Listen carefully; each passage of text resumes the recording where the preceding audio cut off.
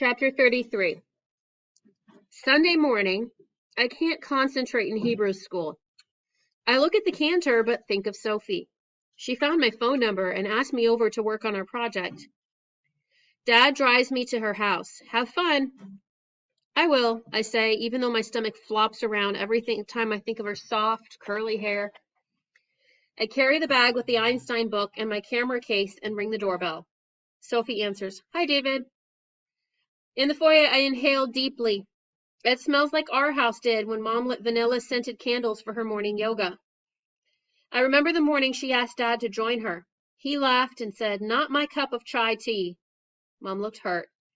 So I told her I'd do yoga with her, but she just shook her head and walked away. Sometimes I wonder if Mom and Dad were always so different or if they became that way through the years. David? Sophie waves her hand in front of my face. I shake my head. Sorry. When Sophie closes the door, I notice a label on it that reads Puerta. On the banister along the stairs, another label reads Escaleras. I expect a dog to trot but with the word perro on its back, but I remember Miss Myers' reaction to Hammy and know that there won't be a perro in this house. Miss Myers walks in, wiping her hands on an apron. "Hello, David." I nod. "The labels are a throwback from homeschooling," Sophie says, then glares at her mom. "I will take them down," Miss Myers says. "Soon." Sophie grabs my wrists and pulls. "We'll be in my room." Miss Myers opens her mouth as though she's going to say something, but doesn't. We go up the escaleras, open the puerta to her bedroom, sit on the sillas, and turn on the computadora. Sophie yanks the label off her computer and throws it in the trash can. "Feel better?" I ask. "A little. Sometimes it feels like Mom's suffocating me. She totally needs to get her own life." I can almost hear my mom shrieking, "I'm suffocating here." My mom did get her own life, far away from us. "I know what you mean," I say to Sophie, even though I really don't. "At least you know she cares about you." "I guess," Sophie shrugs. "But if she cared a little less, that would be good." "Hey, can I show you something?" I ask, eager to change the subject. "Sure." I call up Hammy Time on YouTube and scroll down. There are 23 new comments since last night. 23! And 365 more views. I stare at the screen, trying to picture 365 people, all watching my video just since yesterday. 365 people. That's like the entire 6th grade class at Harmon Middle School. "Oh my gosh," Sophie shoves me. "This thing's going viral. All I did is send it to my homeschool network." She reads some comments. Cartoony87 says, "Cute hamster? I have one just like it." Red Socks and Rita's writes, "You rock. Make more vids, please." And AstroKid13 says, "Ha ha ha, Hammy's hilarious." "They like it," I mutter, shaking my head. "They all like it." We click over to the Talk Time show with my interview with magazine cover Jon Stewart. That one has 14 more comments. 14 and 122 more views. We read through the comments, which are almost all positive. Even one guy even says, "You should have your own show. I would watch it." Reading through all the compliments makes me feel amazing, like I used to feel when I made Mom laugh, and it makes me want to make another video like crazy.